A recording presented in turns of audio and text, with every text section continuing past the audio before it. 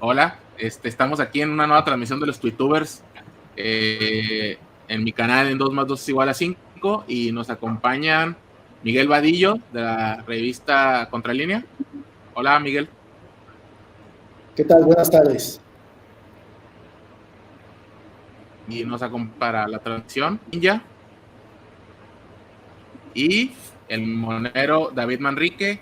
Y pues vamos a hablar de una investigación muy interesante que se hizo en la revista Contralínea, de la cual el señor Vadillo es fundador. Y la investigación se titula Investigan a Osorio Chong por daño patrimonial de 2.7 mil millones de pesos, 2.700 millones de pesos. Para empezar, le vamos a hacer la palabra al amigo Mariachi para que dé una pequeña semblanza de Vadillo y luego le seguimos. Bueno, ¿qué tal? Saludos a todos y vamos a ver de Miguel Vadillo. Nace en Veracruz, es egresado de Sociología de la Facultad de Ciencias Políticas y Sociales de la Universidad Nacional Autónoma de México, de la UNAM, y también realizó estudios de periodismo. En 1998 publica la columna Oficio de Papel, esto en el Universal. En el 2000 gana el premio de la Asociación Editora de Periódicos, otorgada por esta asociación, que es AERDIMEX, con un reportaje que es titulado Espionaje telefónico a Vicente Fox y a su equipo de transición. Esto en el Universal. Es presidente de la Fraternidad de Reporteros de México AC, donde se va a impulsar precisamente la creación de la revista Contralínea. En el 2002 funda una revista que es Periodismo de Investigación Contralínea y la revista de negocios y finanzas Fortuna. Ya en el año 2006 publica una investigación sobre Integradora de Servicios Operativos S.A. y SOSA, donde alude un fraude transaccional de los gobiernos de Carlos Salinas de Gortari y de Ernesto Zedillo Ponce de León. Ha tenido la colaboración de Ana Lilia Pérez, esta periodista que ha realizado investigaciones sobre Pemex, asuntos de corrupción en petróleos mexicanos, y pues ha recibido diversas amenazas. Esto también lo tenemos que poner en el contexto del trabajo periodístico que se realiza cuando hay investigación de por medio. Miguel, bienvenido y te cedemos la palabra respecto a esto que ustedes realizan como un periodismo diferente, porque hay diferentes vertientes en el periodismo, pero esta que tiene que ver con la investigación implica bastantes riesgos. Bienvenido, Miguel. Gracias, buenas tardes, compañeros comunicadores. Este caso, esta información que les interesó, por lo cual da motivo a esta plática con ustedes y con su audiencia, tiene que ver con esto que ya se venía manejando desde hace varios meses, que ha sido un tema de discusión, que tiene que ver con la asignación publicitaria del gobierno federal, que ha venido haciendo cada sexenio. Como ustedes saben, ya se ha comentado y se ha publicado, el sexenio pasado, el gobierno del PRI, con Enrique Peña a la cabeza, distribuyeron 60,000 millones de pesos. De esos 60,000 millones de pesos, solamente estaban autorizados por el Congreso poco más de 30,000 millones. Es decir, casi el 50% fueron ampliaciones presupuestales no autorizadas por el Congreso. De estos casi 30,000 millones que el gobierno de Enrique Peña Nieto otorgó a medios de comunicación y a periodistas, como ya se ha publicado, la Auditoría Superior de la Federación decidió investigar, hacer auditorías a una partida de 2.700 millones de pesos que habría autorizado, que autorizó más bien la Secretaría de Gobernación a través de sus distintas instancias. En este caso, el responsable de esa autorización, pues de esa normatividad y autorización de publicidad, formalmente fue el exsecretario Miguel Ángel Osorio Chong, que era el titular de Gobernación en los primeros 5 años de gobierno de Peña Nieto. Esto da motivo a que se empiecen a hacer auditorías, revisiones a las cuentas, y de acuerdo con la Auditoría Superior de la Federación, que todavía está en proceso, determina que puede haber daño patrimonial al erario público por esa cantidad, 2.7 mil millones de pesos, y está sujeto, bueno, además de investigación, está sujeto a una conclusión de las auditorías, es decir, está en proceso. Esto puede llevar a que determine la auditoría de que no hay delito que perseguir finalmente, que la normatividad y que se cumplió con la normatividad. O puede haber sanciones, puede haber inhabilitaciones, o puede haber mayores investigaciones hacia otras áreas. Porque uno se pregunta, ¿por qué si el excedente publicitario que fue de 30,000 millones, por qué nada más está auditando 2,700 millones de pesos? Si el Congreso no lo autorizó, pero en las leyes, en el presupuesto, están contempladas ampliaciones presupuestales cumpliendo cierta normatividad, es decir, en momentos de crisis, campañas de salud, en momentos también de que haya problemas de salud en la población, etcétera, etcétera. Si se cumple esa normatividad, es aceptable, es legal que se amplíen el presupuesto para materia de difusión y publicidad. Pero acá vamos con otro tema. Por ejemplo, Aurelio Nuño, que fue el secretario de Educación Pública, solamente en el año pasado, en el año 2018, utilizó 2,000 millones de ampliación publicitaria del presupuesto, solicitó y se le otorgó. Él utilizó 2,000 millones para repartir a medios de comunicación y a periodistas. La pregunta es si la reforma educativa valía eso, o más bien fue todo un proceso de campaña del PRI para posicionar electoralmente a sus candidatos o a su candidato y utilizaron dinero público para ello. Es decir, habría mucho que investigar en todo esto. La auditoría ha entrado en el tema. No sé cuándo determinen o concluyan. Todavía terminaron de revisar 2017, están auditando 2018, pero yo diría que habría que auditar todo el sexenio de Enrique Peña Nieto, porque como les comento, se trata de 30,000 millones de pesos adicionales que el gobierno de Peña determinó que se utilizaran, es dinero público, para efectos publicitarios. Y la relación que ha habido históricamente prensa-gobierno, pues ha sido para controlar a la prensa. Estos miles de millones que anualmente se dan, pues son para que la prensa hable bien del gobierno en turno. Esto pasó también en los gobiernos panistas, en los gobiernos priistas. Sabemos que hoy en día el nuevo gobierno, Andrés Manuel López Obrador, el presidente, ha determinado disminuir en un 60% el presupuesto con relación al otorgado en 2018. En 2018 se otorgó un presupuesto de 10,000 millones de pesos. Peña Nieto lo autorizó. En este año se estimaba que iban a ser 4,000 millones, pero ya el presidente anunció en estas conferencias matutinas que va a ser un poco menor el monto destinado para la publicidad y anuncios gubernamentales.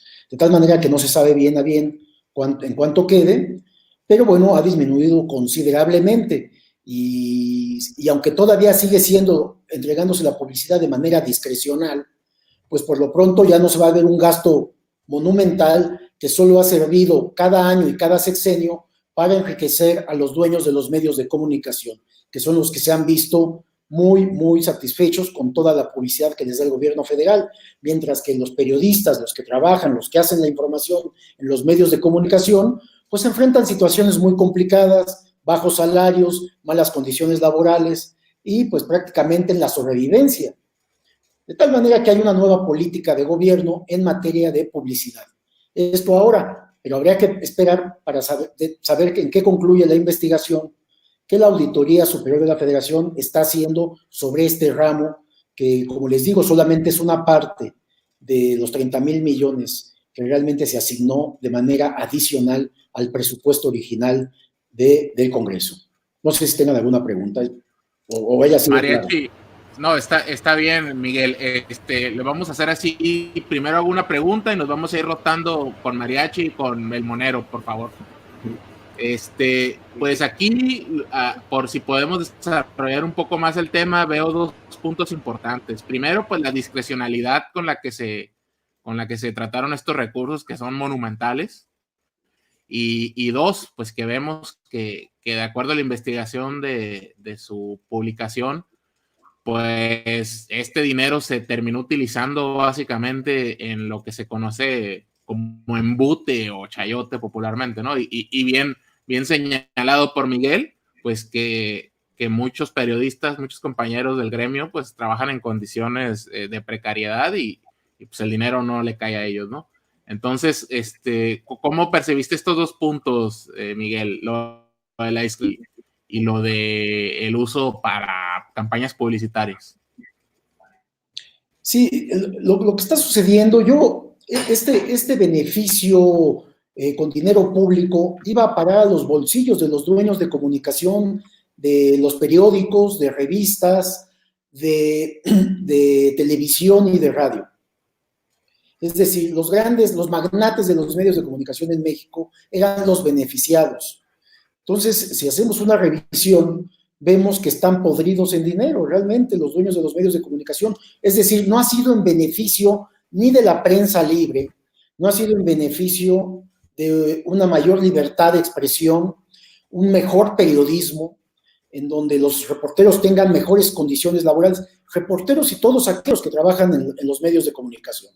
Es decir, efectivamente fue de manera discrecional para tener, el gobierno lo hacía, tanto gobiernos priistas como panistas, para tener contentos a los dueños de los medios de comunicación y estos a su vez controlaran a los reporteros, controlaran la información para que no se criticara a los gobiernos en turno. Esa es la realidad. Ha sido una relación corrupta históricamente de prensa-gobierno. Y esto, bueno, pues es sabido por la sociedad, es sabido por todos. El punto está que con un nuevo gobierno ahora, con una nueva política en cuanto a la asignación publicitaria, se están abriendo investigaciones en todas las áreas, porque hay corrupción en todos lados. Es interesante preguntar o saber hasta dónde va a llegar la investigación en esta materia, que por supuesto interesa a los medios de comunicación, nos interesa a los periodistas y a la sociedad en general, porque ha sido un escándalo estas listas que se han dado a conocer, en donde se ve esta discrecionalidad brutal de los gobiernos para asignar la publicidad a ciertos personajes, a ciertos periodistas incluso que eran afines a hablar bien del gobierno. Se habla de la famosa lista de columnistas, y el problema, fíjense, a pesar de esto, no está ahí. El problema está en los dueños de los medios de comunicación, que son los que recibían partidas verdaderamente escandalosas anualmente.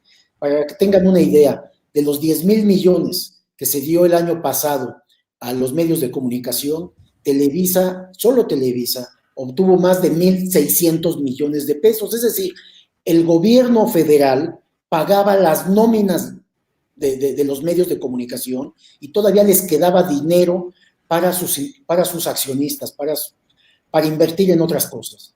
O sea, eso era un despilfarro brutal, ¿no? Ahora se ha reducido en un 60%, eso nos han informado, eso lo ha dicho el propio presidente, pero sigue habiendo un problema, que es la discrecionalidad con la que se sigue asignando. Entonces empezamos a ver preferencias a ciertos medios de comunicación que ya traen mucha publicidad y otros medios que están padeciendo esta publicidad. Y mientras no se acabe este vicio de los gobiernos, pues se comete una injusticia, porque ¿saben por qué? Porque es dinero público, es dinero, no es dinero patrimonial, no es dinero de ellos, no es dinero de los funcionarios, es dinero de la población. Entonces, si no se entrega bien la publicidad, si las partidas presupuestales no se asignan con equidad y correctamente, pues la verdad es preferible que desaparezcan estas partidas presupuestales para los medios de comunicación y que sea otro el esquema, si es que quiere defenderse y aportar recursos para una mejor prensa, es lo que pienso. Mariachi, por favor. ¿Qué problemática hay con la Auditoría Superior de la Federación? Esto porque hubo una salida por parte de Juan Manuel Portal y la doctora Muna Dora Buchaim. Esto por lo de la estafa maestra. Y ahora que mencionabas esto de que solamente se está auditando 2,700 millones, ¿qué pasa con el resto?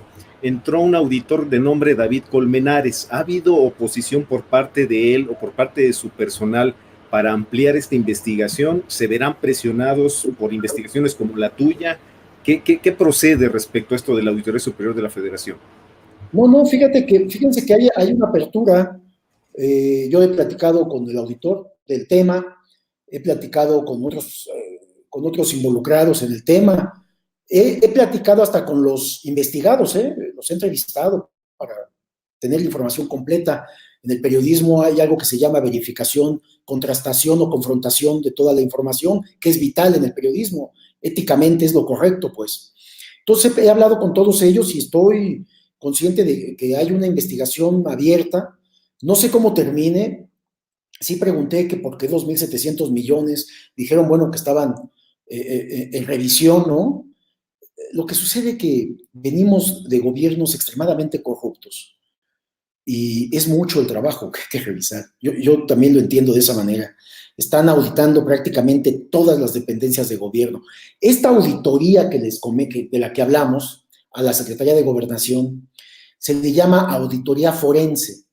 ¿Qué es eso de forense, no? Que tiene un nombre mortuario. Bueno, es forense porque es una auditoría que va al fondo de todo.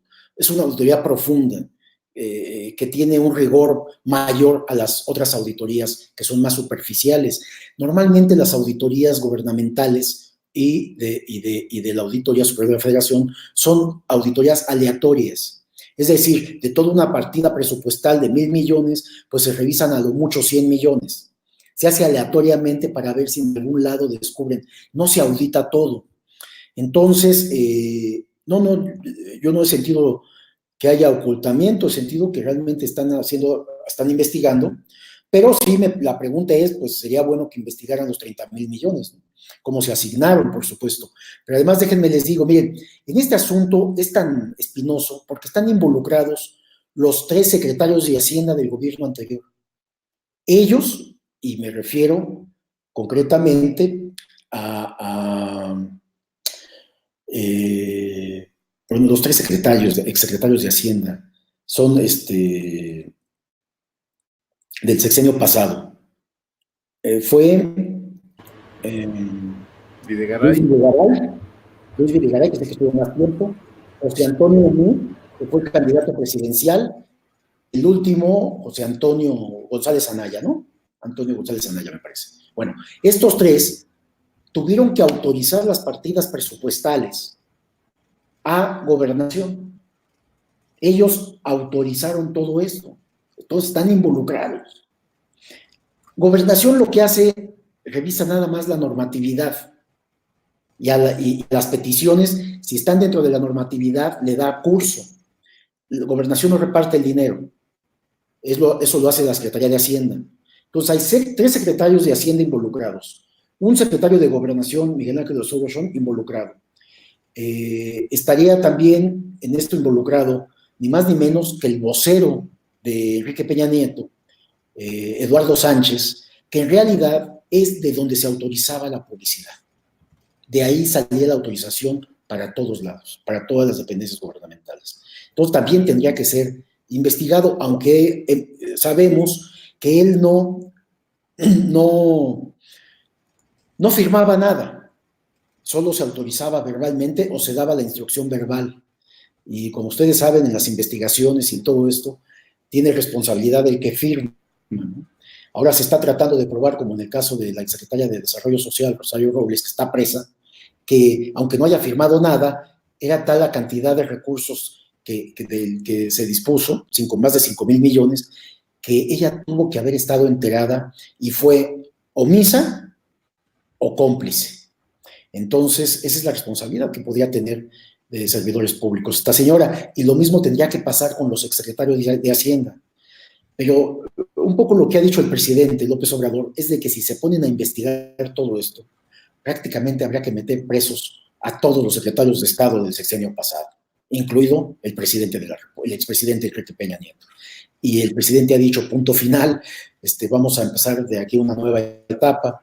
Entonces, aunque sí hay investigaciones, las que ya venían en curso, y otras que son escandalosas realmente, y por eso vemos a Rosario Robles presa, a su exoficial mayor a punto de, amparado, con amparo, y vemos a funcionarios de Pemex, y dentro de poco vamos a ver a exfuncionarios de la SCT, de comunicaciones, y a otros funcionarios vamos a ver involucrados en estos mismos problemas, ¿no? Es decir, pero no hay, no se está haciendo, no se está investigando hacia atrás, porque entonces ocuparía mucho tiempo, es la verdad. ¿Quieres otra pregunta, Mariachi, o seguimos con Manrique? Es que era respecto precisamente al auditor David Colmenares, porque se ha dicho que precisamente su llegada era para cubrir probablemente las espaldas de Enrique Peña Nieto.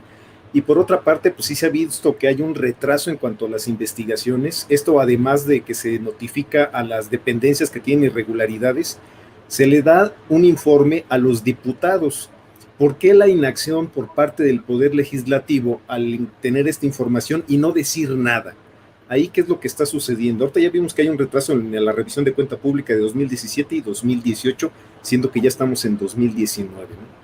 ¿Cómo está trabajando ahí la Cámara de Diputados? Porque pareciera que no se enteraron o no se quieren enterar. Bueno, en el caso de la Cámara de Diputados, históricamente hemos sabido que está supeditada al Ejecutivo, ¿no? Del Ejecutivo se dan las órdenes y los partidos mayoritarios son los que controlan los congresos. Entonces, muchas veces las oposiciones tratan de reaccionar a las decisiones gubernamentales y que se transparente, porque bueno, la auditoría depende del Congreso, exactamente, depende de la Cámara de Diputados, y la Cámara de Diputados debería estar más vigilante. Pero miren, datos muy importantes. De todo el presupuesto federal que autoriza el Congreso, nada más para que tengan idea, entre el 50 y el 60% del presupuesto federal autorizado por el Congreso es desviado, es redireccionado, es decir, se designa o se autoriza para un sector y se desvía hacia otra área totalmente distinta. Esto a discrecionalidad del Poder Ejecutivo. Esto lo hicieron los priistas y los panistas en todos los gobiernos. Entonces, siempre es una costumbre que esto suceda y no pasa absolutamente nada. ¿Cuándo hemos visto al Congreso protestar porque lo que ellos autorizaron no se respetó? Entonces, si decimos que solamente se respeta la asignación presupuestal en un 40 o 50% y que el resto el Ejecutivo hace con él lo que quiera, lo canaliza a otras áreas, que eso se llama desvío de recursos públicos, se llama peculado, es un delito de peculado, porque se cambia el destino del dinero. Está penalizado por las leyes mexicanas. Sin embargo, no pasa nada, pues, o sea, era algo que estaban acostumbrados, estábamos habituados a que esto sucediera y que nadie, absolutamente nadie, decía nada. Ahora, yo entiendo que David Colmenares, pues algunos lo ubicaban con el PRI, otros lo ubican con alguna tendencia distinta, pero más allá de que si él, del trabajo que él haga, hay otra área fundamental del gobierno que es la Secretaría de la Función Pública, y esa sí depende directamente de Andrés Manuel López Obrador. O sea, tiene su propio órgano de control y de vigilancia y de auditoría, que si en dado caso que la Auditoría Superior de la Federación ocultara o no hiciera alguna investigación, bueno, pues está el órgano de control, la función pública, que depende del Ejecutivo, que depende directamente del presidente, porque el presidente designa al titular del ramo, que en este caso es la secretaria investigadora de la UNAM, Irma Erendira Sandoval, a que haga cualquier investigación en ese sentido. Es decir, ahora está un poco a salvo toda esa circunstancia para poder investigar a fondo lo que ellos consideren necesario, ¿no? O sea, tenemos esa posibilidad, pero como les repito, el mismo presidente ha dicho y se ha inclinado por el punto final, ¿no? De ahí que no quieran inclusive ni que se investigue a los expresidentes, ¿no? Que desde mi punto de vista todos están envueltos en corrupción fenomenal, ¿no? Miguel, antes de dar la palabra a Monero, todo lo que pasó, irían todos a la cárcel y no deja uno de pensar, pues estaría bien, ¿no? No, pues fíjense que a mí también me gustaría, pero no habría cárceles. Se maneja que porque no habría lugar, literalmente no habría lugar en las cárceles y por temas de estabilidad del país, ¿no? Pues sí, la responsabilidad la soportarían, porque no hay me parece. Ya las cárceles están llenas, están sobrepoblados los territorios, aunque los exfuncionarios corruptos bien podrían ir a un penal de alta seguridad, ¿no? Tampoco con muchas condiciones de privilegio. No hay que exponer a los ladrones comunes a compartir celda con ellos. Porque pueden ser asaltados, ¿no? Sí, exacto. Manrique, si gustas colaborar, por favor. Creo que no nos escucha. Sí, ya escucho. Ok, listo. Sí. Listo. 2 preguntas. ¿Has platicado con Irma Heréndira? A Osorio Chong yo sé que siempre confrontas. ¿Lo has buscado también? ¿Te ha hecho algún comentario sobre este reportaje? ¿Y cuántas páginas de publicidad ha recibido Contralínea en este sexenio? No, páginas ninguna. Contralínea todavía no está en las preferencias del gobierno. No hemos recibido una sola página de publicidad. He buscado, por supuesto, a Miguel Ángel Osorio Chong. Me reuní ya con su oficial mayor, con su jefe de prensa, y les pedí de manera directa, a él de manera directa le mandé un mensaje solicitándole la entrevista. No ha querido dar la entrevista, yo sigo insistiendo porque todavía hay más información. Vamos a seguir publicando en Contralínea. Y bueno, pues hasta ahí se queda. Finalmente es un derecho del exfuncionario, de todas las personas, dar o no las entrevistas, así como es un derecho mío publicar lo que investigamos, ¿no? En el caso de la secretaria de la Función Pública, Irma Heréndira Sandoval, tampoco no ha aceptado una entrevista con Contralínea, le hemos solicitado desde enero, desde que empezó este gobierno, pero creemos que esto va a ser por carga de trabajo. Esperemos que pronto nos conceda la entrevista, que hay muchos temas que tratar con ella. ¿Tienes otra pregunta, Manrique? Sería ahorita eso, ya al final, ya para dar redes y todo. Por ejemplo, del tema de publicidad, Miguel, por ejemplo, para que no digan porque les mandé la ligación en el chat de las personas que nos están viendo ahorita. Por ejemplo, ahorita sale un banner del primer informe. ¿Esos son banners pues, de publicidad de Google o cómo se manejan esos, Miguel? Está en la página, dices tú. Creo sí, que sí, no sé si. Sí, o sea, sí. Dan banners a las páginas, a los portales autorizados por presidencia y por gobernación. En este caso me parece que es presidencia quien está autorizando publicidad.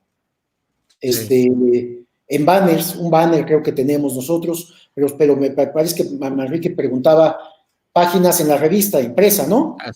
Así es. No, sí. no tenemos ahí todavía, ¿no? Nos dieron, tenemos un banner en la página de internet. Entonces, bueno, pues así está la cosa. Sí, ¿Cómo percibes ahorita, por ejemplo, que desgraciadamente, bueno, pues Osorio Chong no nos sorprende que no acepte la entrevista, ¿no? Digo, no está en su derecho, pero pues no cambia la opinión que tenemos.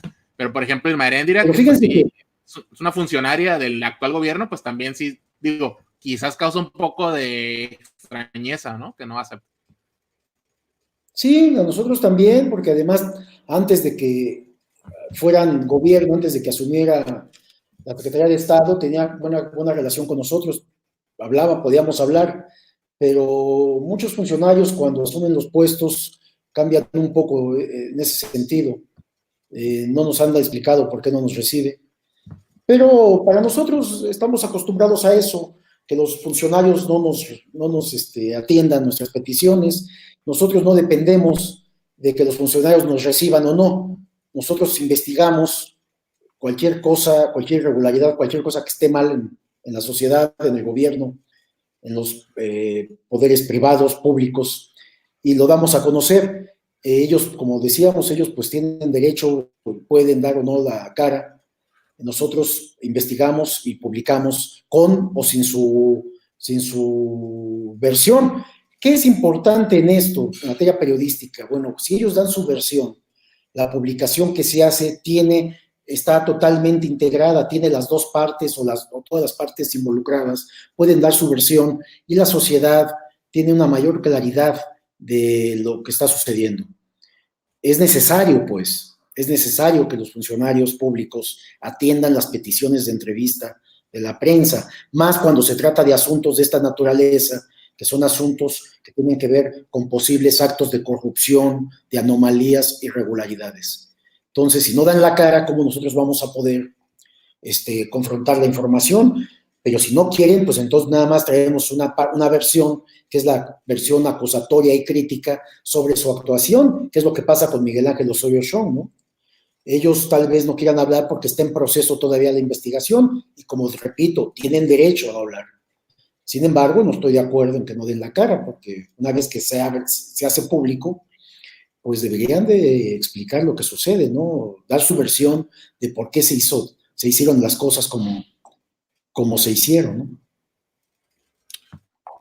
Mariachi, ¿tienes otra pregunta? Claro que sí, eso tiene que ver con, están cambiando las situaciones para el periodismo de investigación en este sexenio, porque aquí, para que nuestro público también esté enterado, resulta que la revista Contralínea y sus periodistas han estado bajo presión en sexenios anteriores, en el caso de una compañía de gas, Grupo Z Gas, que les metió una demanda. Incluso la Comisión Nacional de Derechos Humanos dictó algunas recomendaciones a favor de ustedes. ¿Ustedes consideran que en este nuevo gobierno cambiará esa situación? Porque había funcionarios que los demandaban, empresas que los demandaban por la situación de la investigación de Pemex. ¿Habrá un cambio? Porque sigue estando muy castigado el periodismo todavía. Sí, ya hay un cambio totalmente, ¿no? Hay un cambio en que ya no hay desde mi punto de vista, ya no hay una persecución hacia la prensa, ¿no? Yo creo que no hay una intención de seguir con las escuchas telefónicas de lo que antes era el CISEN, por ejemplo, ¿no? Ahora se llama Centro Nacional de Inteligencia, pero algo que tenían permanentemente en acoso era a los medios de comunicación, a los periodistas, ¿no? Más aquellos que eran críticos o que denunciaban lo que estaba mal, ¿no? Esto era un deporte para el gobierno, realmente. Entonces, esto ha cambiado. De hecho, yo estoy enterado que el presidente le dio instrucciones concretamente al director general del Centro Nacional de Inteligencia, al general Audomaro, de que quedaba prohibido estrictamente grabar a los periodistas. Yo entiendo que la instrucción se da arriba, en la cúpula, y que, por desgracia, lo que antes era el CISEN, pues nada más cambiaron el nombre, cambiaron a los directivos, al director general y al secretario general, pero toda la estructura hacia abajo siguen siendo los mismos. Es decir, hablamos de 3.600 empleados en las áreas de inteligencia del gobierno federal, en esta área, Centro Nacional de Inteligencia.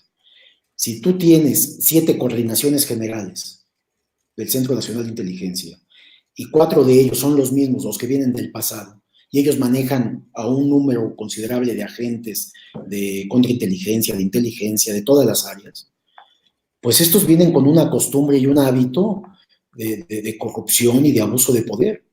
Yo creo que tendría ahí que modificarse la estructura. Yo sé que están trabajando tiempos extras, ¿no? Lo vemos en el presidente, que desde las 6 de la mañana está en reuniones y hasta las muy tarde, todos los días, y que los fines de semana también sale a trabajar al campo, ¿no? A los estados, todo esto. Entonces, pareciera que no le han puesto mucha atención a esta área de inteligencia y que pues hay un nuevo director general, que es el general Audomaro, que sí sabe de seguridad nacional, que sabe de inteligencia, pero que no han cambiado todavía a todos los funcionarios, sobre todo a los mandos, a los operativos. Y ahí hay un problema, porque, como bien sabemos, ya dentro de lo que era el CISEN en el sexenio pasado, vendían información, sacaban información y la vendían a gobiernos, a partidos políticos, a empresarios, y también, hay que decirlo, a la delincuencia organizada. Entonces se debe de cuidar mucho esta área, porque es el área que se encarga de la seguridad nacional del país. y esto pues está emproblemado ahí todavía, les repito, porque son los mismos agentes, los mismos coordinadores los que están trabajando ahí. Y estos son los que nos espiaban, los que nos acosaban, los que nos perseguían. Y hablo de la prensa, y hablo de los luchadores sociales, y hablo de los líderes políticos de oposición, y hablo del mismo presidente ahora, ¿no?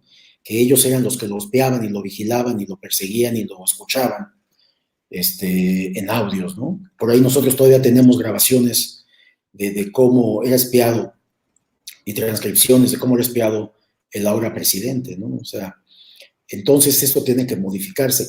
Y con relación a la pregunta concreta, sí, ha cambiado, ¿no? Nosotros nos sentimos como Contralínea más tranquilos en ese sentido. No tenemos en este momento demanda en puerta, no que sepamos.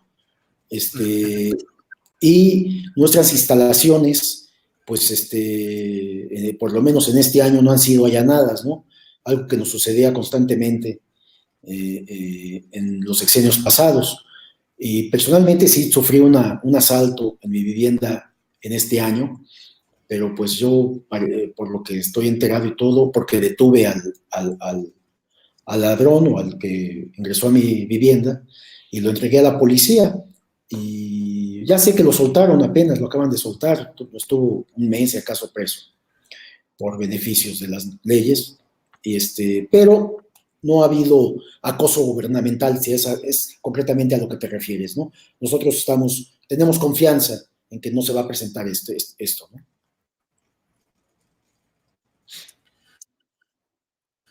Miguel, te quería preguntar, qué interesante lo que dices sobre que no percibes acoso en este nuevo gobierno.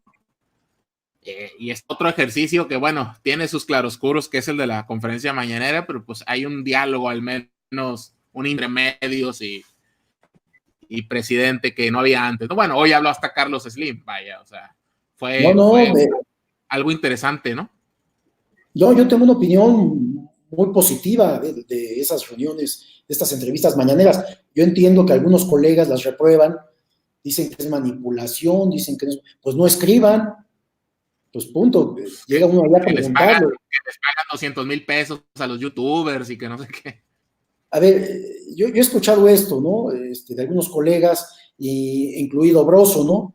Que pues es más de entretenimiento. Yo no considero que sea periodista. Y dicen esto, pero no han presentado una sola evidencia. Y pues, ¿cuál es el trabajo de los periodistas si no reunir las pruebas cuando decimos algo y presentar las evidencias, ¿no? Entonces, a mí me parece que es un ejercicio democrático y de enorme libertad, porque nosotros, por ejemplo, nunca tuvimos acceso a los presidentes de la República, no nos recibían.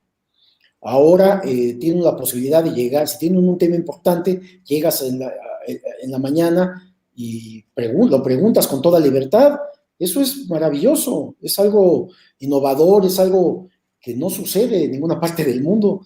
Entonces, yo no entiendo por qué sostienen de que no se deben de hacer estas entrevistas, estas reuniones. Y si les parece que el presidente trata de manipular a los medios de comunicación a través de ellas, pues que no las cubran simplemente, o que lleguen y hagan preguntas que pongan en jaque la administración actual. Tenemos toda esa libertad. Sin embargo, no sucede. Y bueno, sí han habido preguntas interesantes. No estoy de acuerdo, sin embargo, en varios puntos. También tengo que decirlo. Es este constante señalamiento del presidente hacia los medios de comunicación en general. Yo siento que no es correcto, que esto inhibe y que motiva un linchamiento social. Y hay unos en específico que, como 3 medios que está señalando a cada rato, ¿no? En específico. Sí, y periodistas concretamente también. Entonces, eso no es correcto, esto no debería de suceder. Pero bueno, el presidente explica que se trata de una réplica, pero pues no puede ser una réplica porque el presidente tiene todas las mañanas el micrófono para decir lo que él quiera. Entonces, debe de aceptar la crítica, por más dura que sea, y solamente cuando realmente haya algo que considere no no es correcto, no es justo, entonces señalarlo, pero estar señalando prácticamente diario a la prensa como difamadora, como mentirosa, a la prensa en general, no creo que ayude, y menos en un momento de enorme violencia, en donde están matando periodistas en todos lados. Esa parte, sí, yo no, la desapruebo, no la acepto, me parece que no es el tono, la forma en que debería de ser. Entiendo los motivos y la causa, porque veníamos de una relación corrupta de prensa-gobierno, de ambos, y esto ha significado una pérdida de credibilidad de los medios de comunicación y de los periodistas, ¿no? La sociedad realmente no confía en la prensa, en su prensa mexicana, y por eso ahora los comunicadores en distintos espacios, youtubers, cualquier persona, prefiere estar viendo estos espacios que no son periodísticos, son de comunicación simplemente, antes que ver o leer la prensa, ¿no? Y hay motivo y hay razón para ello, entiendo. Y sobre todo porque el presidente viene de 18 años de un acoso constante y permanente de los medios tradicionales, ¿no? O sea, entiendo que está muy enojado con la prensa, que está muy enojado con los medios de comunicación, pero yo diría que no es con los periodistas con quien debía estar enojado. Debe estar enojado con los dueños de los medios de comunicación que se han vendido históricamente al mejor postor. Son los dueños de los medios, no los periodistas. Los reporteros, que son los que andan en la calle batallando, trabajando, consiguiendo información y escribiendo las notas, ellos no son responsables absolutamente, ¿no? En los medios de comunicación, los directivos y los dueños obligan a los reporteros o no les publican ciertas cosas o se las cambian. Esto sucede en todas las redacciones.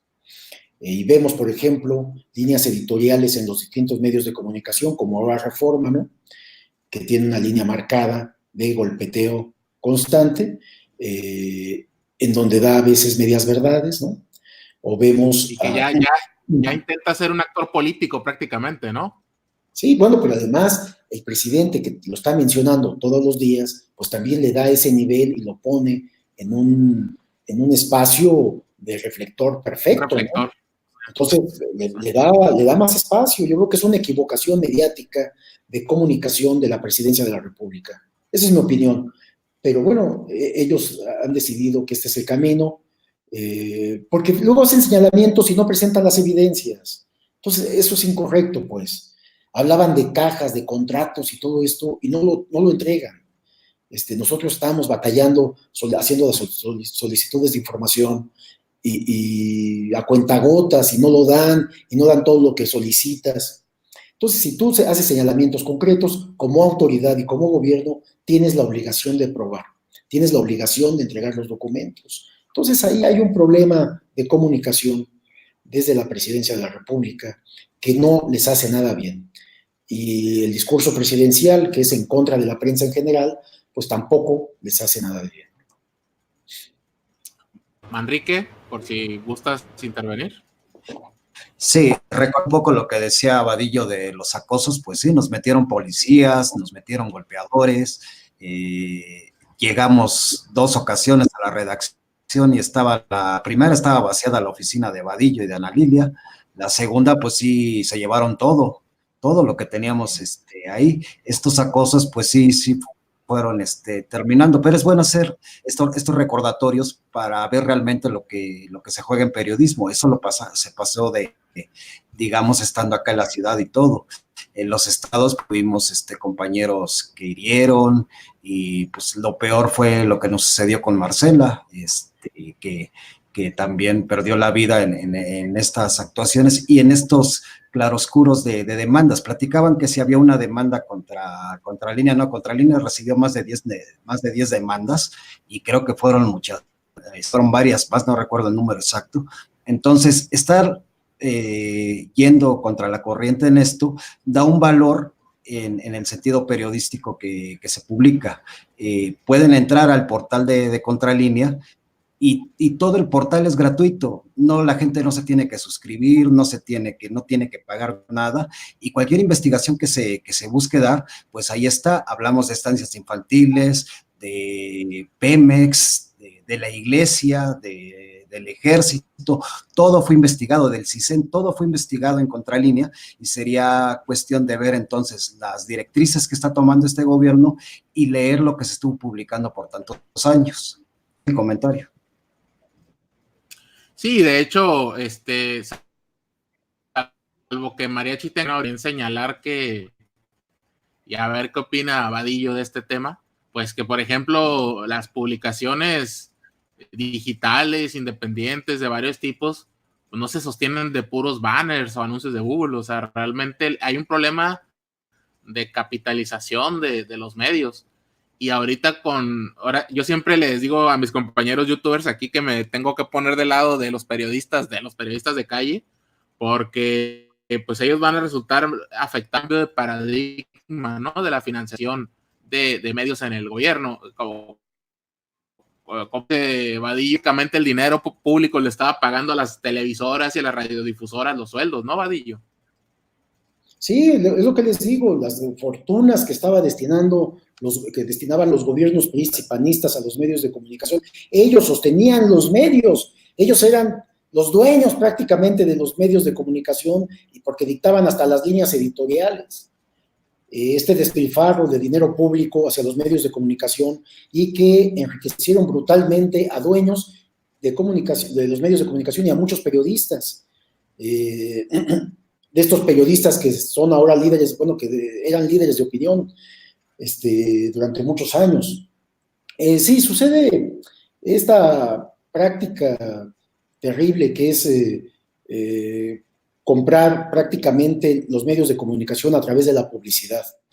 Esto se hacía cada sexenio y era una práctica común.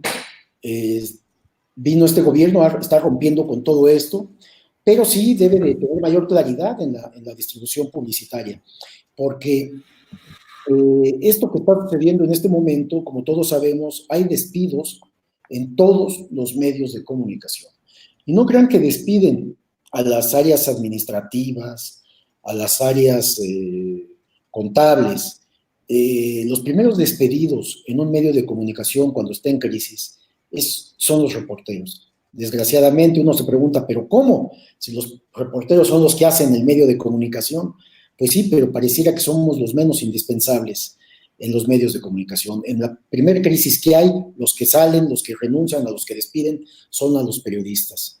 Entonces no se entiende, y pues esta política de austeridad está golpeando a todos los medios de comunicación, porque venían de una historia de ser mantenidos del gobierno, y pues ahora es lo que se dice, que podría recrudecerse esta circunstancia financiera, y yo creo que muchos medios van a tener que cerrar, u otros van a tener que dedicarse a otra cosa, porque los recursos públicos, además de que hay pocos, pues no se sabe todavía bien a bien cómo van a ser distribuidos. Nosotros mismos estamos investigando ahora cómo se está distribuyendo la publicidad, porque esa ha sido parte de nuestra investigación en gobiernos pasados, y este gobierno no será la excepción para nosotros.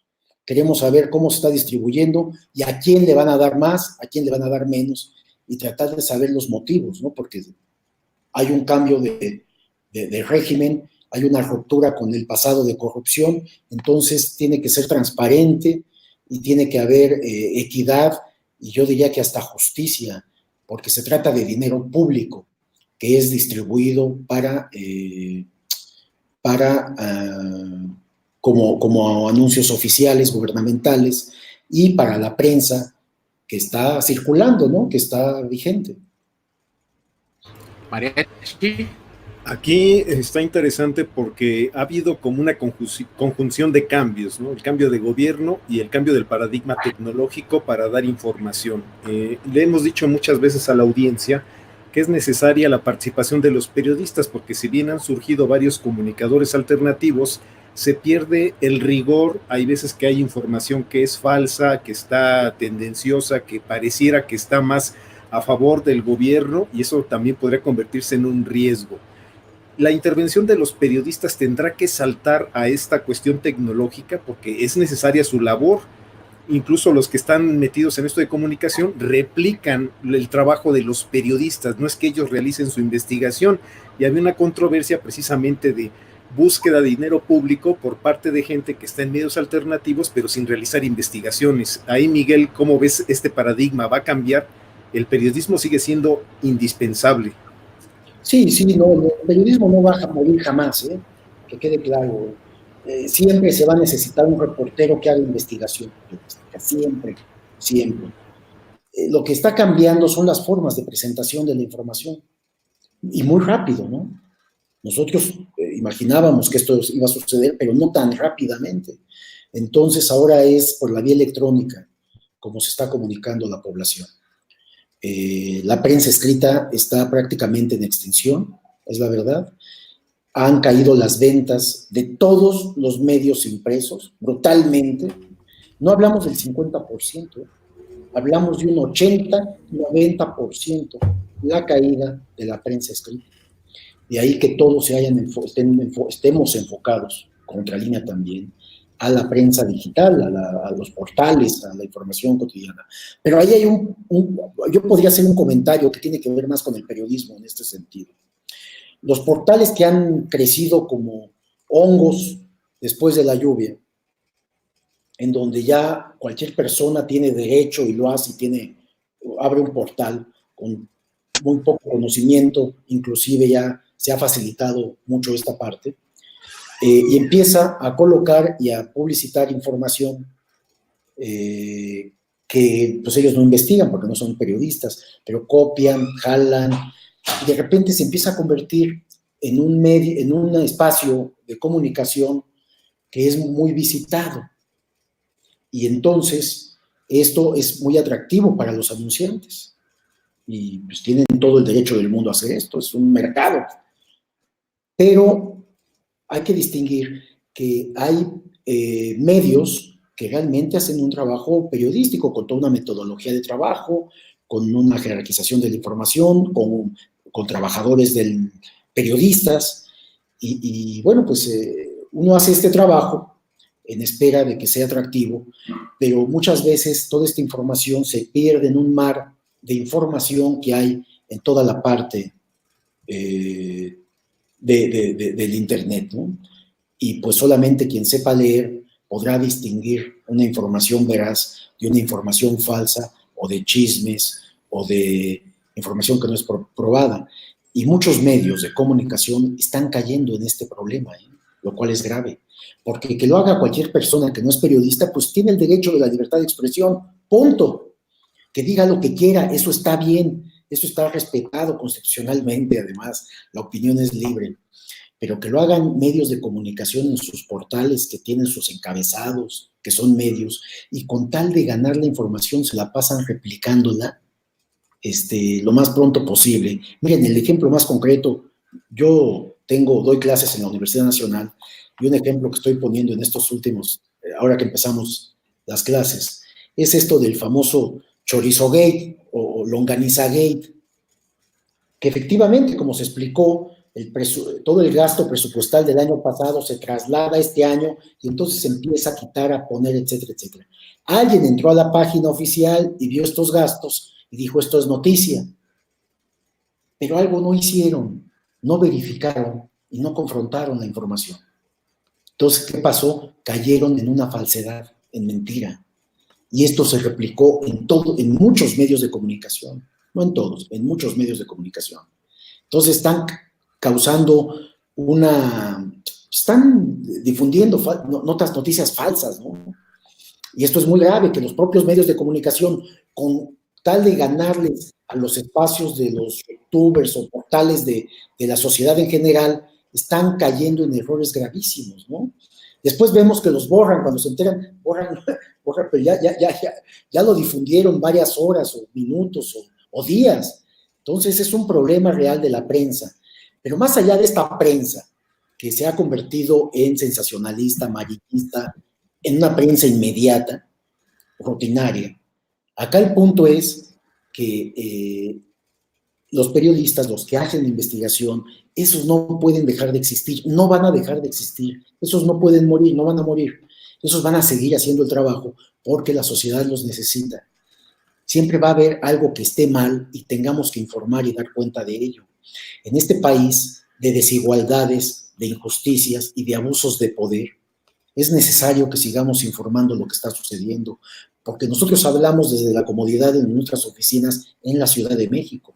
Bueno, supongo que ustedes están en la Ciudad de México, pero hablamos de estados de la República, de municipios, los más apartados, las comunidades indígenas, los ejidatarios, los campesinos, los obreros, que verdaderamente están en condiciones muy complicadas y necesitan la voz de la prensa, que los escuche para difundir cómo están viviendo y lo que les está sucediendo.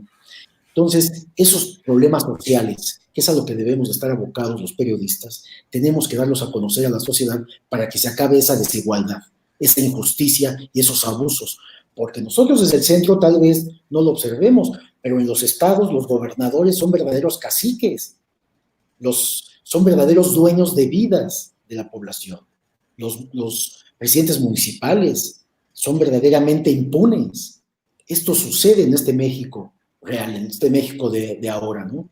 Entonces hay mucho trabajo que hacer, no porque llegara López Obrador al poder, al gobierno, después de unas elecciones muy satisfactorias en votos para él, se vaya a acabar la corrupción de un día para otro, se vaya a acabar el abuso de poder, el tráfico de influencias. No, hombre, hay que estar investigando y vigilando a todos sus secretarios de Estado, a todos los directores de paraestatales, de órganos descentralizados, etcétera, etcétera. Hay que investigar al Congreso, el Congreso sigue siendo un despilfarro de dinero, y si hablamos del Poder Judicial, no se diga, es la cueva de Alí Baba, el Poder Judicial. ¿No? Miles de millones se destinan al Poder Judicial y de una manera infame porque no hay justicia en este país. La corrupción está en todos los juzgados, en todos los tribunales y también en la Suprema Corte de Justicia de la Nación. Y si hablamos de los órganos autónomos como el Instituto Nacional Electoral o la Comisión Nacional de Derechos Humanos u otros, también habría que revisar. Ahorita está pidiendo el INE mayor presupuesto. Verdaderamente este INE debería de desaparecer. No es posible que gaste miles de millones de pesos en organizar elecciones que siempre han sido corruptas. O sea, vemos unas injusticias, o sea, hay mucho trabajo que hacer. Y esto, por supuesto, el presidente tendría que entender que el buen periodismo lo acompaña porque va a permitirle hacer un buen gobierno. Van de la mano, porque cuando nosotros denunciamos algo, él toma nota de lo que está mal y entonces puede poner orden.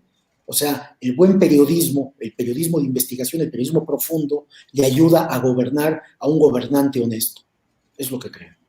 Miguel, ya vamos para 1 hora de transmisión. No sé si tengas que irte ya rápido o si podemos hacer otra sesión de preguntas. Tú dinos. Sí, tenga unos minutos más. Perfecto, tú nos avisas ya cuando tengas que ya retirarte, porque sí nos comentaron que tenías el tiempo contado. Sí, ya me seguí. Perfecto.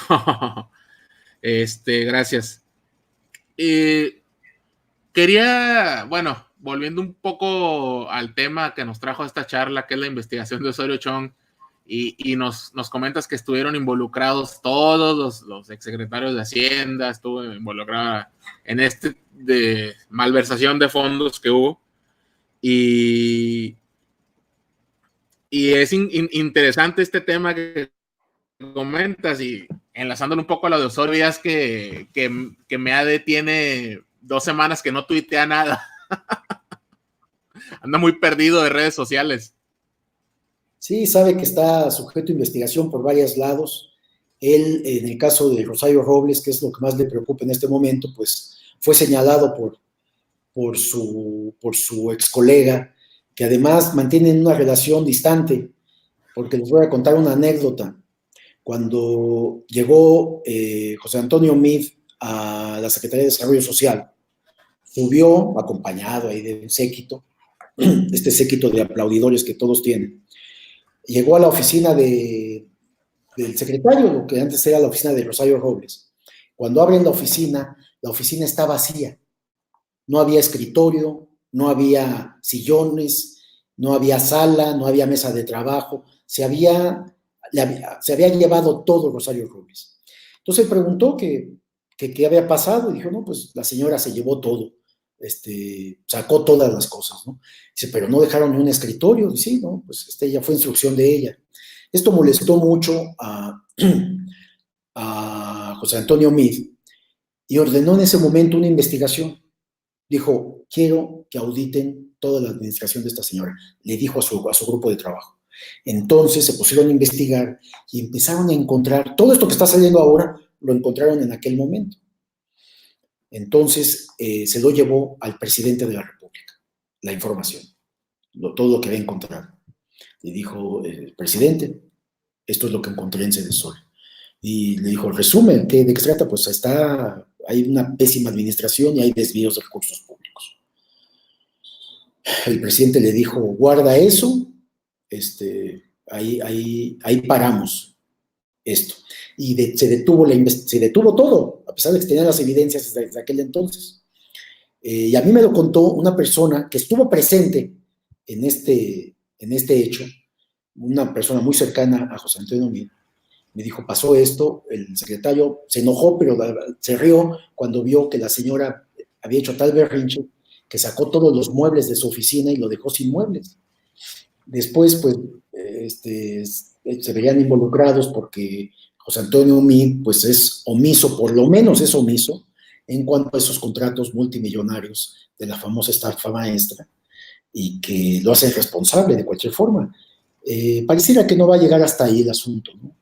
Realmente la propia Rosario, de no presentar más acusaciones contra ella, podría quedar en libertad, es la verdad, aunque para la sociedad ella ya resultó culpable, ¿no?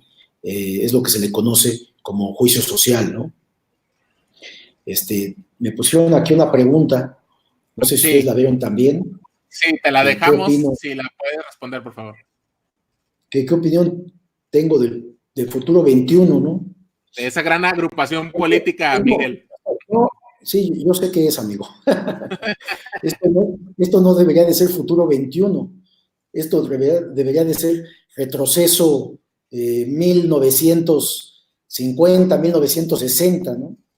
De futuro estos no tienen absolutamente nada, ¿no? Es una bola de personajes vinculados con la corrupción y el abuso de poder que han vivido literalmente del presupuesto público, ¿no? Miren, cuando se votó por Andrés Manuel López Obrador para la presidencia, hay una prueba de que la sociedad ya cambió, ya se dio cuenta y ya demostró el músculo. Va a ser muy difícil que organizaciones como estas, hechas al vapor de puros perdedores y puros personas vinculadas con la corrupción y con el abuso de poder, puedan llegar a estos espacios públicos y formar partidos y seguir mamando del presupuesto. Va a ser muy difícil, así que yo lo que diría que precisamente cambien la palabra de futuro, porque lo que no le veo a esto es futuro alguno, ¿no? Y ojalá, y estoy casi seguro, no podrán convertirse en partido, porque ya basta de seguirle entregando dinero público a estas organizaciones políticas buenas para nada, que solamente han fomentado la corrupción. Entonces, de futuro no tiene nada y menos de 21. No creo ni que lleguen a eso. Enrique.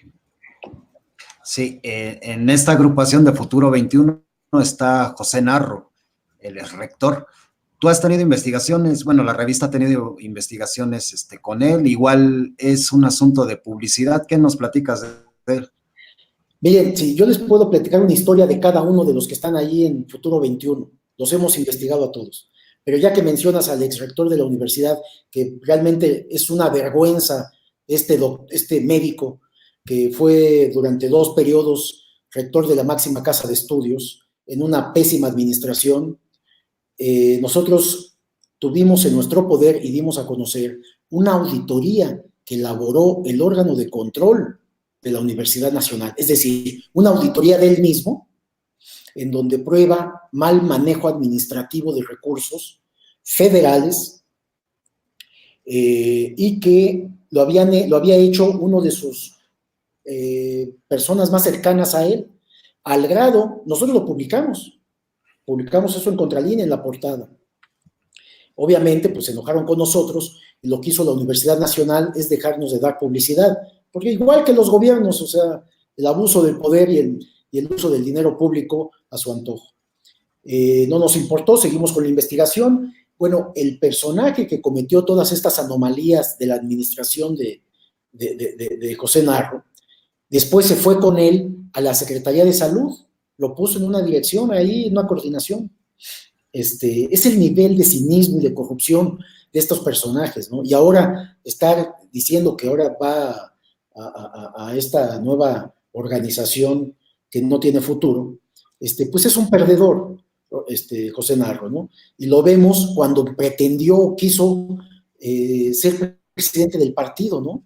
Primero quiso ser candidato a la presidencia, lo cual perdió. Después quiso ser presidente del PRI y declinó porque dice que descubrió que había corrupción en el partido. Pues ¿en qué país vivía este hombre? No, no puede haber tanta ignorancia y tanta ingenuidad en un hombre de su edad ya. Entonces, bueno, sí es uno de los personajes que está ahí, que es uno de los que encabezan este grupo. Y pues, como dije, si algo no tiene este grupo, es futuro, ¿no? Ahí va otra pregunta para Miguel. Y me preguntan que por qué dije que era una gran agrupación política Futuro 21. Era sarcasmo. Sí, sí, claro. Obviamente. ¿Sí ves la pregunta? Sí, que intentos de soborno por parte del grupo Z Gas, ¿qué le ofrecían? Fíjense que cuando, sí, ellos ofrecían dinero, querían pagarnos, sobornarnos para que dejáramos de investigar. ¿Cuál es el problema del grupo Z? Que tenía negocios con Pemex, como muchos otros grupos, ¿no? Que eran muy favorecidos por petróleos mexicanos. Nosotros los investigamos, los dimos a conocer, el dueño del grupo Z lo entrevisté, me reuní con él, intentaron sobornarnos, querían, yo les dije que no aceptábamos sobornos, que nos diera una entrevista periodística, la cual hizo Ana Lilia Pérez, pero cuando se iba a hacer la entrevista quería que fuera en Ciudad Juárez, de donde ellos son. Y Ana Lilia puede corroborar esta versión porque ella me lo informó.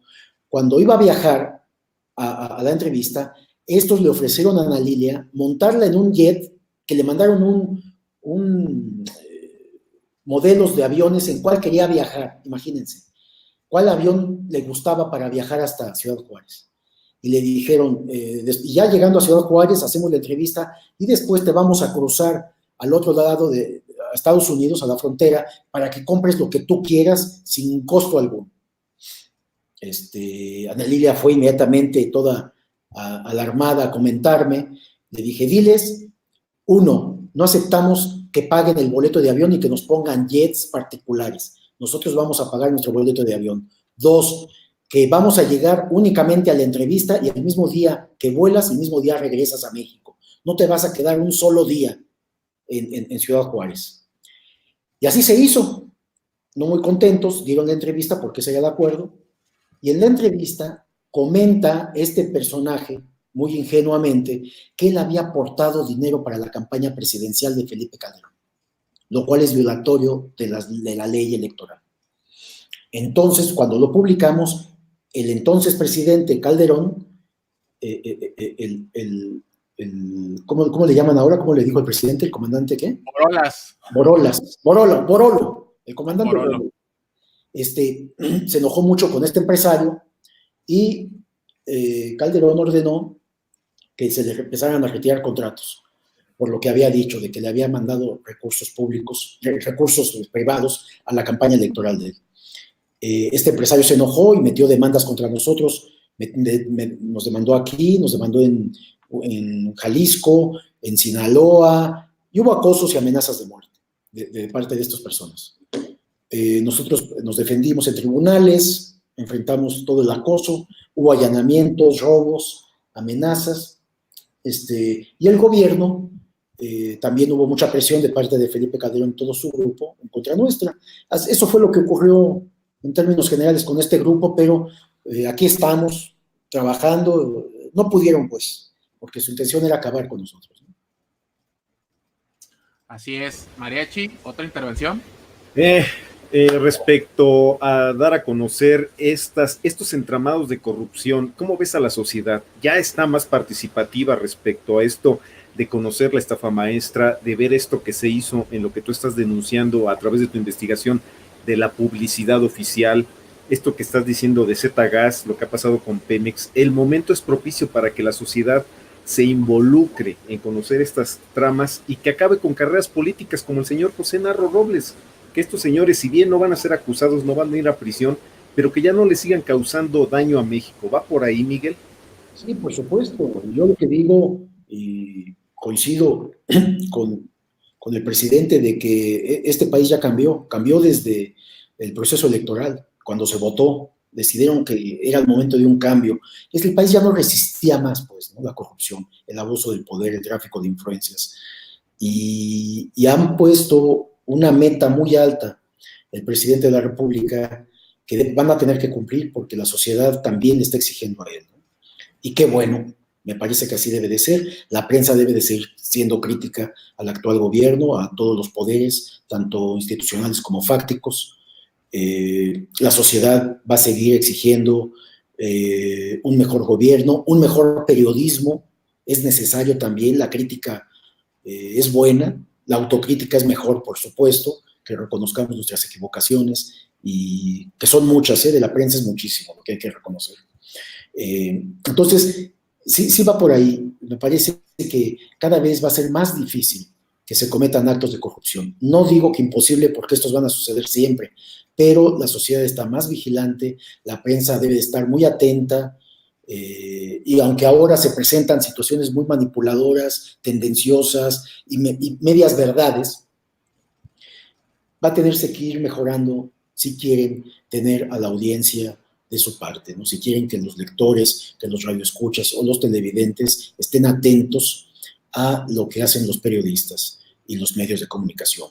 Los dueños de los medios parece que por fin van a tener que entender que ya no pueden vivir del presupuesto público, y eso me parece sensacional y maravilloso. Es uno de los logros principales con relación a la prensa, y que se acabe esta relación de corrupta de prensa y poder para manipular a los medios de comunicación. Bueno, pues ya vamos para la hora y media. Entonces, ¿qué les parece si vamos cerrando todos la intervención? Pues le agradecemos al señor Vadillo que nos haya dedicado tanto tiempo en esta entrevista, porque pues sabemos que estar en un medio y dirigir y todo eso no es fácil. Y sí, quería retomar un poco lo que dijo sobre las noticias falsas, cómo tenemos que, como espectadores, ser más inteligentes. Hubo un caso muy patético, pero gracioso, Miguel, que fue de que una cuenta de noticias de broma que se llama El Ruinaversal publicó que íbamos a tener un libro de texto con una pintura de AMLO. Y realmente vimos, creo que hasta Pascal Beltrán del Río difundiendo eso. O sea, realmente la amlofobia que tienen ciertos sectores es tal que caen en estos excesos, Miguel. Sí, hasta pareciera que lo hacen premeditadamente, ¿no? Que a Sí. pesar de que saben que es falso esto, digo, bastaba con ver esa portada para saber que no era cierto, ¿no? Cualquier periodista serio entiende eso perfectamente. Sin embargo, muchos siguieron el juego y empezaron a difundir esta información falsa para causar daño, ¿no? Aunque después se corrigiera y dijeran que no era la intención, que ellos creían que era así. Y yo aprovecho porque me han estado preguntando sobre los libros de texto gratuito. Yo he sostenido o sostenía que, de acuerdo como venían operando los gobiernos anteriores, ya se tenía un atraso en la producción de libros de texto. Y yo mencioné en el espacio, tengo una participación con Julio Astillero los miércoles, de que había este atraso de 8 meses en la producción de libros de texto, y en consecuencia iba a haber una distribución retrasada, iban a empezar las clases sin libros de texto. Hoy en la mañana, ayer estuvo el secretario de Educación Pública y habló de un 94% de haber ya entregado los libros de texto, lo cual es, créanme y reconozco, una cifra impresionante. Sin embargo, nosotros estamos haciendo investigación también de esto. Tenemos información de la montaña de Guerrero, tenemos información de Oaxaca, Y otra vez, por desgracia, las zonas más desprotegidas, las zonas indígenas y los más pobres, no han llegado libros a estas zonas. Si esas zonas representan el 6%, pues hay que cuidar que ese 6% sea el que siempre tenga los libros a tiempo. Por supuesto, los libros han llegado a las capitales, a las ciudades grandes, pero hablamos de las zonas más apartadas, las zonas más alejadas, en donde los niños indígenas, niños campesinos, hijos de ejidatarios, pues no tienen posibilidad alguna de salir adelante si no es a través del estudio, si no es a través de la preparación. Entonces, cubrir eficazmente estas áreas, que son las más complicadas, es fundamental para un gobierno social como el que pretende ser el de López Obrador, ¿no? Entonces sí reconozco y les comento, ¿saben por qué lograron cubrir este espacio? Porque se utilizó a las Fuerzas Armadas, al Ejército y a la Marina, soldados, pero además aviones del Ejército, barcos de Marina, para transportar los libros, y qué bueno que se logró cubrir poco tiempo el territorio, salvo, como les digo, que sí siguen con carencia, y hasta hoy nos daban el reporte de la montaña de Guerrero, no han recibido los libros. Y esto, pues sería bueno preguntarle en la mañana al presidente o al propio secretario de Educación Pública, que tampoco nos quiere dar entrevista, por cierto, pero bueno, ya habrá oportunidad, ¿no? Manrique, un último comentario. Sí, para recordarle a la gente, para seguir a Miguel Vadillo, si están en Twitter, su cuenta es @vadillo_contra. La página de Contralínea, www.contralinea.com.mx. En Facebook se encuentra como Revista Contralínea, en Twitter se encuentra @Contralínea, y pueden entrar al portal. Les comento de nuevo que es completamente gratuito, cualquier persona, y buscar cualquier investigación que a lo largo de estos, ¿qué son, Miguel? 16 años, se han dado, 18, han estado en Contralínea. Por mi parte es todo, y agradezco también el esfuerzo que se está haciendo de acercar el periodismo de investigación a las redes sociales. Gracias a todos. Gracias, Manrique. Dale, Mariachi. Pues para cerrar y para dirigirnos a la audiencia, sigan en sus redes sociales a nuestros queridos amigos, porque son 3 periodistas y un metiche. El metiche obviamente soy yo, pero respecto a algunos comentarios que recibimos en redes sociales que decían que estábamos tratando de hacer algo. No, señores, nada más se trata de traerles a periodistas que precisamente les van a dar información de investigaciones que ellos realizan de manera seria, sin amarillismo y con un compromiso que tiene que ver con informar a la ciudadanía. De antemano, pues muchas gracias para Miguel, para David Manrique, para Manuel Ibarra, 3 excelentes periodistas. Y bueno, yo les agradezco a los 3. Miguel, te mandan muchos saludos, disculpa, Sí. el chat, y pues gracias por participar. Te preguntan antes de irnos que si qué opinas de que Slim apareció hoy con Andrés Manuel. Le causó mucho escozor a algunos sectores de la prensa. Sí. Bueno, no solo él, el presidente del Consejo Coordinador Empresarial, el órgano supremo del sector privado, ¿no? Pues sí, porque quisieran que hubiera una ruptura, los que le apuestan a que esto fracase, porque vivían muy cómodos en el pasado, porque son los que eran parte de la corrupción y vivían muy cómodos viviendo del presupuesto público. Ahora les molesta que el presidente tenga a todo el staff empresarial, al principal ahí en Palacio Nacional, apoyándolo y hablando de que están dispuestos a invertir, están dispuestos a continuar o apoyar esta nueva política social del gobierno, que me parece que es una alternativa viable, me parece que es lo que puede darle una salida decorosa para que tengamos un México donde se pueda vivir. Desde luego que me entiendo las relaciones de poder. Finalmente los empresarios lo que buscan también son contratos con el gobierno, y pues están formados, ¿no? Están formados, ya que les quitaron el nuevo aeropuerto de Texcoco, pues ahora quieren el aeropuerto de Santa Lucía, otros gubernamentales, y seguramente tendrán acceso a ellos, porque también la iniciativa privada necesita que se abran estos contratos para seguir trabajando y que México pueda tener un mejor espacio económico. Gracias a ustedes por esta más de una hora, y intercambiar ideas. Me parece que esto es muy sano, que podamos periodistas y redes sociales estar en constante comunicación, porque no somos enemigos, no lo malinterpreten. Podemos tener diferencias de criterio, de opinión, de ideas, pero con todo el respeto las expresamos, nos escuchamos y sobre todo para buscar que tengamos una mejor convivencia social y que tengamos un mejor país. Me parece que la comunicación debe de fluir hacia todos lados y nosotros, Contralínea, su servidor Miguel Vadillo, estoy dispuesto a platicar con ustedes y con quien quiera, confrontar ideas y estemos o no de acuerdo, siempre habrá respeto de nuestra parte. Muchas gracias a ustedes. Gracias, Miguel, gracias, Manrique, y gracias, Mariachi. Ahí les pongo otra vez el Twitter y la dirección de Contralínea. Y pues agradecerle a Miguel el trabajo que hace en la revista, el trabajo que hace su equipo. Y pues nada más recordar que todos los que entramos al área de YouTube, básicamente la mayoría, si no es que toda la información, pues la tomamos de trabajos periodísticos como la que él hace, ¿no? Ya lo demás es comentario editorial, es opinión, o básicamente como en el caso de Broso y YouTubers, pues es chacota. Entonces, reconocer ese trabajo. Y pues aquí nos veremos en otra transmisión. Muchas gracias por acompañarnos y nos vemos. Adiós. Gracias, hasta luego. Gracias, Miguel.